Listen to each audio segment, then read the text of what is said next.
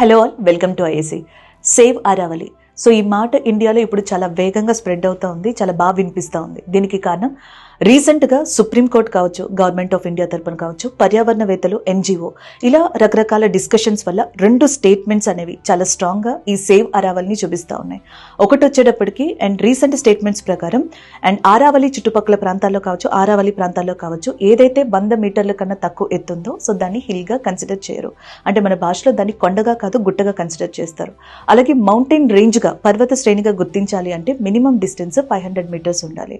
అయితే ఎన్జిఓస్ ప్రకారం చూసుకున్నట్టయితే పర్యావరణవేత్తలు ఆందోళన చెందేది ఏంటంటే unfortunately Aravalli mountains oldest mountain range in India అవ్వడం వల్ల చాలా వరకు ఇందులో ఉన్న పర్వత ప్రాంతాలు కావచ్చు, మిగతా సమూహాలు కావచ్చు 100 మీటర్ల కన్నా తక్కువ ఎత్తుంటాయి.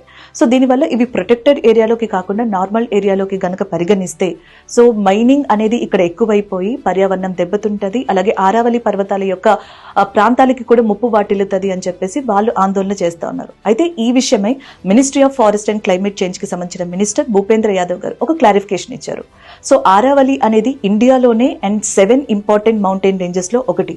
అండ్ దట్టు అండ్ ఢిల్లీ రెడ్జ్ దగ్గర నుంచి మొదలయ్యి హర్యానా, రాజస్థాన్ అండ్ గుజరాత్ లోని అహ్మదాబాద్ ప్లెయిన్స్ వరకు కూడా దాదాపుగా 1,47,000 స్క్వేర్ కిలోమీటర్స్ తోటి ఇది విస్తరించింది. అయితే దీంట్లో ఓన్లీ మనకి 90% ఏరియా ఏదైతే ఉందో అదంతా కూడా రిస్ట్రిక్టెడ్ గా ఉంటుంది, సేఫ్ గా ఉంటుంది. మిగిలిన 10% ఏదైతే ఉందో డెవలప్మెంట్ పేరు మీదట మైనింగ్ యాక్టివిటీస్ కి పర్మిషన్ ఇచ్చే అవకాశం ఉంటుంది. అయితే ప్రస్తుతం దీంట్లో కూడా 0.19% మాత్రమే మేము అది యాక్టివిటీస్ కి అమలు చేస్తున్నాం.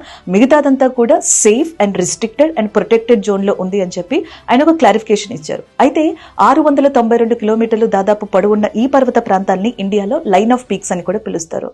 ఎన్జిఓస్ యొక్క వాదన ఏంటంటే ఇది థార్ డెజర్ట్ కి దగ్గరగా ఉంది. అండ్ రెండోది వచ్చేటప్పటికి హర్యానాలోని సుల్తాన్పూర్ నేషనల్ పార్క్, రాజస్థాన్లోని రణతంబోర్, సరిస్కా నేషనల్ పార్క్స్ కి ఇది చాలా దగ్గరగా ఉండడం వల్ల ఆరావళి పర్వత ప్రాంతాలకు ఏదైనా ముప్పు వాటిల్లితే దాని చుట్టుపక్కల ఉన్న నేషనల్ పార్క్స్ అలాగే మిగతా ప్రాంతాల్లోని వన్య ప్రాణులు ఏవైతే ఉంటాయో వైల్డ్ లైఫ్ యాక్టివిటీస్ కూడా దెబ్బతింటాయి. అండ్ దట్టు డెజర్టిఫికేషన్ కి కూడా ఒక ఛాన్స్ ఇచ్చినట్టు ఉంటది అని చెప్పేసి వీళ్ళ వాదన. సో దీనివల్ల సేవ్ ఆరావళి ఏదైతే ఉందో సో అది ఇప్పుడు మనకి చాలా వైడ్ గా స్ప్రెడ్ అవుతుంది ఇండియాలో. Thank you.